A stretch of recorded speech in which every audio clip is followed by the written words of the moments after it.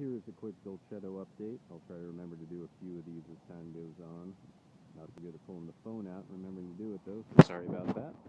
But we're in the Dolcetto. The Dolcetto usually kicks off our beginning of the season. This year is no exception. So tomorrow is October 1st, and we're going to pick.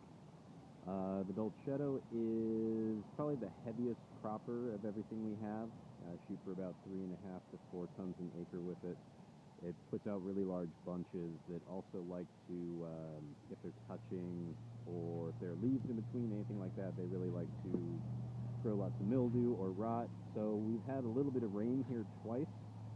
So I've gone through, this is the north side of the canopy. It's planted east-west. This is the shade side, so I've opened everything up along here, making sure we have good airflow and good dry out.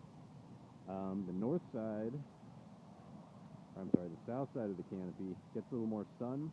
We're on California sprawl here, so I leave more overhang to make sure we don't get any raisoning or pruning. We're not really into those super high brick pruning type flavors, so want to keep it a little more fresh, keep it a little more bright. Again, we've had more drizzle this morning, but I think we're in a good spot. Acid and sugars are really good.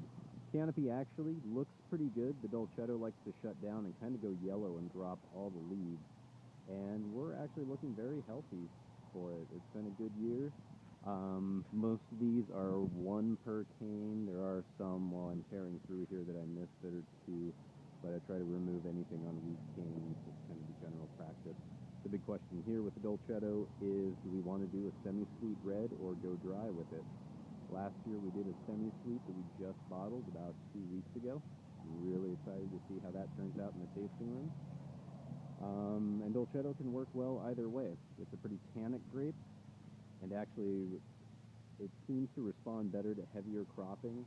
Years when I've really cropped it back, the lighter the crop load, the heavier the tannin. It can be a really dry, woody, not necessarily pleasurable Cabernet style chunky tannin. It's more like a really parching kind of thing. So anyway, I'm gonna start picking tomorrow morning. Should be pretty fast. These guys are really fast to pick. It's hard to keep up with the pickers. And we'll probably go straight into Primitivo in about 5 days. We have 3 different types of Sangiovese, and they're all, as planned, they're all ripening at different times. Hopefully they'll go into one co-ferment, picked about 4 days apart, but we'll see how that's going to work out. But things are about to get pretty busy here, which is exciting. This moderate temperature and weather we've been having, not necessarily a bad thing. We had a couple heat spells. We had that 6 or 7 days here on Kelsey Bench. The temperatures were up to 106, 108 consistently, kind of slowed down the season. We got through it pretty well though, so excited. Things are looking good. You can see I kind of go through and do a pre-sort and drop anything that has some bird damage or bee damage. I've been through already once before in August. You can tell by the fruit on the ground. This is stuff I dropped then. So the Dolcetto really will crop heavily. I dropped probably a solid third of the fruit, maybe more in some spots, and it's still pretty heavy, but that works best with the flavors. Dolcetto is one of the few Italian grapes that I think, and a few other people think also, can actually do better in California than it can in the old world. It kind of gets shortchanged in Piemonte. And I've had a few domestic ones, Due Vigne up in Sierra Foothills recently blew me away with how good theirs is starting to be. Ken's doing a great job with that. So excited to start the season. Keep you posted.